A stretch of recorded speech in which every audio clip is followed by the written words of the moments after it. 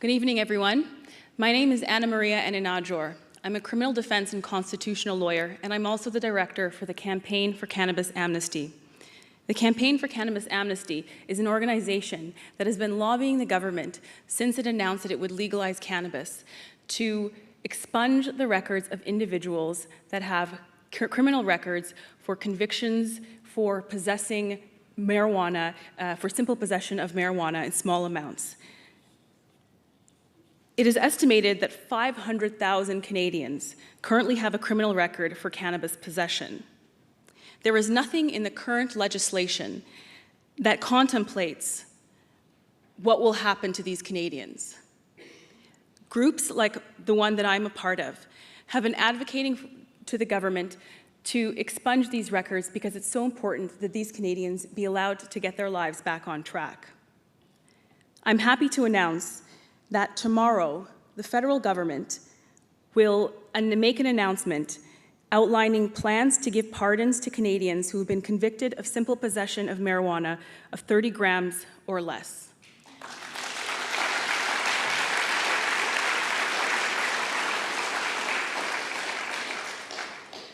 You would think that this would completely blow my speech for tonight.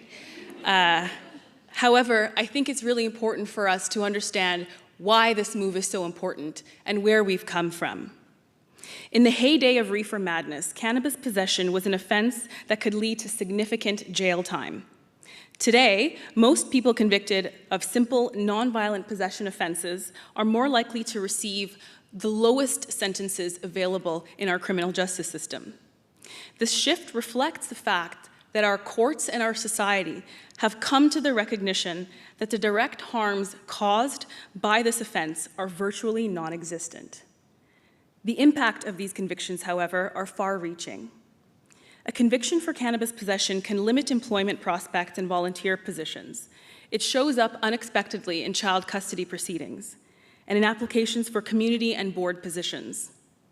And in cities like Ottawa, where the police services offers what they call a crime-free multi-housing program, it can allow landlords to screen you out of qualifying to live in certain neighborhoods of the city. That one question, have you ever been convicted of an offense for which you have not received a pardon, appears on countless forms and haunts Canadians long after their sentence has been served. Irrespective of how short their actual sentence was, the continued existence of these entries on people's records imposes a de facto life sentence of fear, shame, stigma, and uncertainty long after an individual's so-called debt to society has been paid. The idea of providing amnesty immediately or in tandem with a significant change in the law is neither novel nor revolutionary. In fact, it's not even that progressive. On January 8th, 2012, the Harper government granted amnesty to growers of another controversial plant, wheat. Given the rising rates of obesity, diabetes, and other illnesses stemming from our addiction to simple sugars and processed food, an argument can be made that wheat is actually more dangerous than cannabis. During the 1990s, a number of wheat farmers in Western Canada were convicted of taking grain across the border to sell to the United States. This was illegal at the time because the sale of wheat was controlled by the Canada Wheat Board. These farmers intentionally committed an act that was illegal at the time.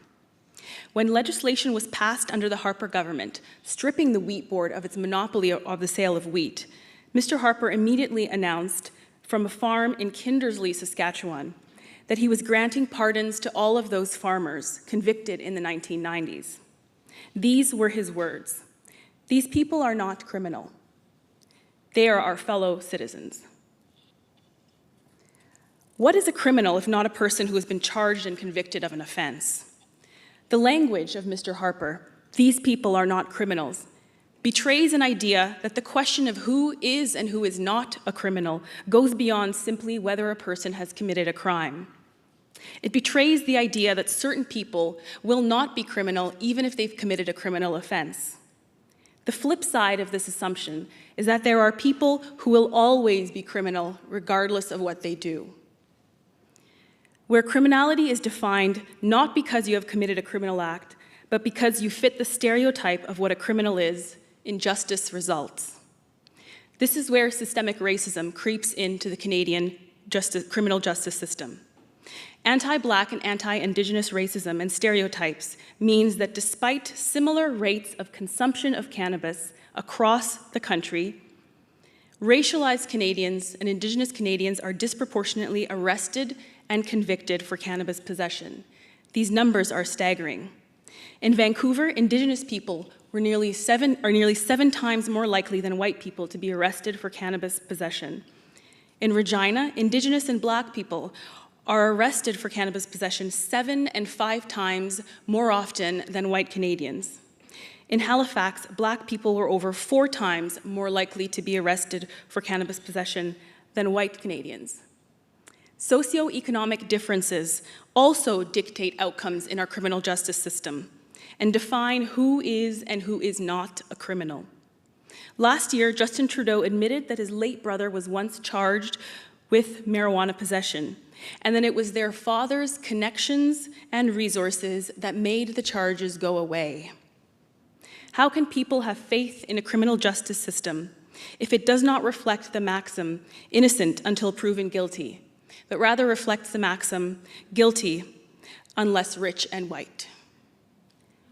This is why cannabis amnesty must happen. It is required not just because of the rational and logical conclusion that continuing to burden 500,000 people with cannabis conviction records does more harm than good. It must also happen because of the history of unequal and discriminatory enforcement of drug laws in this country.